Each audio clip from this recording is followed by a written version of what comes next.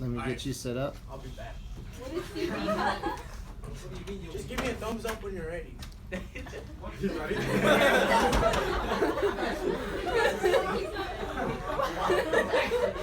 Did he actually? Oh, man.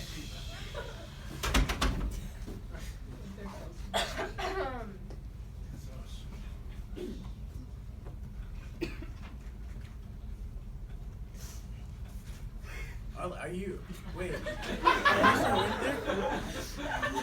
You started time? You told me to give you a thumbs up. No!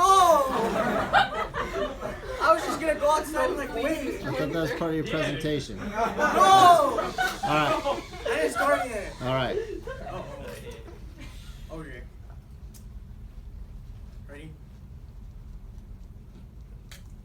What makes a good person? This seems like an easy question to answer, but yet we can all answer this in many different ways. Throughout life, we are raised what's the right way to do things and what's the wrong way to do things. This is somewhat called a moral code.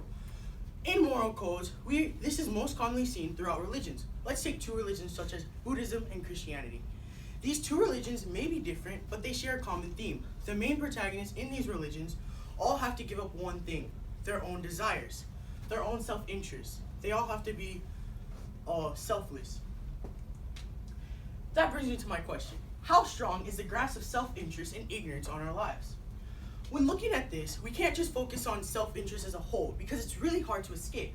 So I'd like to tie it into the ignorance on our lives, because ignorance, as we know, is the basic of just not knowing things. But there are two types of ignorance we must know. There's regular ignorance that we all love and know, and then there's willful ignorance. Willful ignorance is what we see more commonly throughout life. Like as Margaret Thatcher said, we have ignorance to the ideas of global warming. Well, in that's not regular ignorance, that's willfully ignorance, because we know that something is happening to our planet, but we choose to ignore the facts. Ignorance is bliss and knowledge is misery. This was derived from Thomas Gray, an English poet, in his poem, An Ode on a Long Road. See, in this, Jennifer Kunst, who has a PhD in psychology and has gone through further training as a psychoanalyst in Pasadena, California, describes throughout his poem that ignorance is bliss, which means that's like our childhood. As in, throughout our childhood, everything is carefree and fun, while knowledge is misery. And she confirms that to like our adulthood, our growing teenage years. As we grow up, we learn that our world is more and more cruel. Our lives are more and more wrong.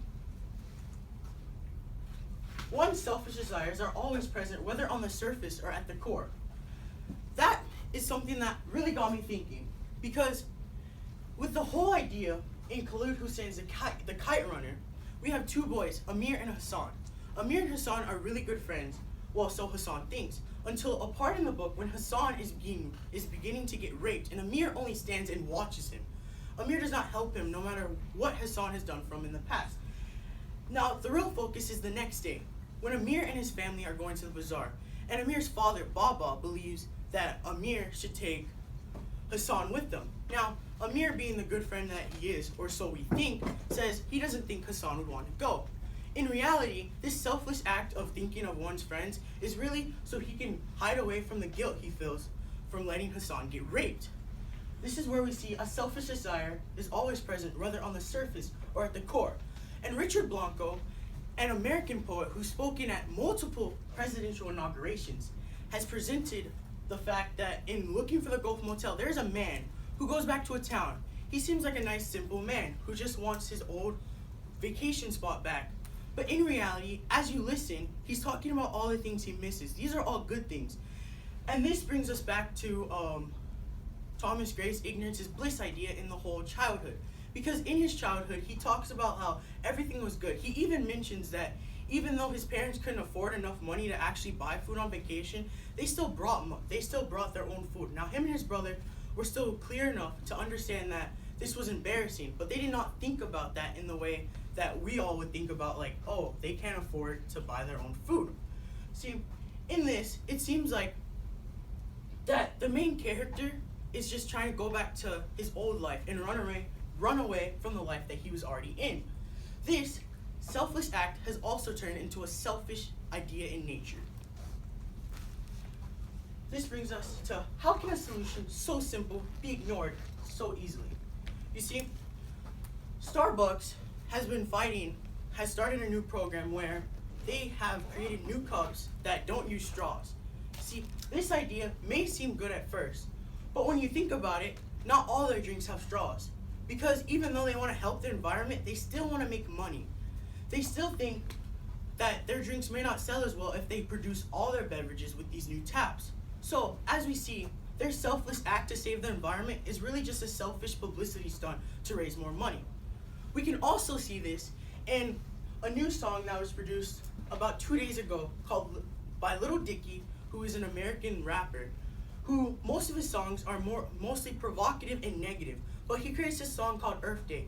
He tells News Republic that he does this to raise awareness of animals, and he did this with the other actors to help provide our society with a way of thinking like if they can do it, we can do it too, because they are like our role models. But in reality, Lil Dicky does not really focus on environmental issues. Throughout that song, he just makes a fool out of these animals, and it just makes us laugh, and we don't really think about what's going on in the world. So this another selfless act gone selfishly wrong. So, for my solution, I came up with the idea that we should try to provide a more caring environment in our education system, not focusing on somewhat of a merit system of who can be the best, red light, green light, yellow light, because this just sets us on a path of, oh, I'm better than someone else, and this goes up to the unachievable standard of living life selflessly, which is impossible, as I presented earlier. Now, with this, it's easy to implement it in schools, but what about the generations today?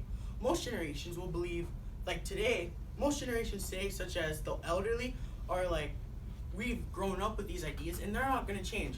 So our main focus would have to be on the younger generations. But in this comes a new problem.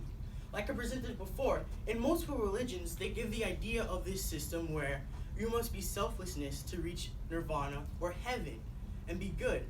So this may cause multiple religious problems within the parents and the schools and these communities. This can be a major downfall of the whole idea of giving up this whole selfless nature.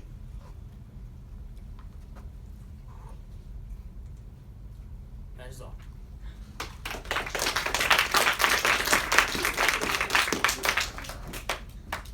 Okay, Thomas. Question number 1.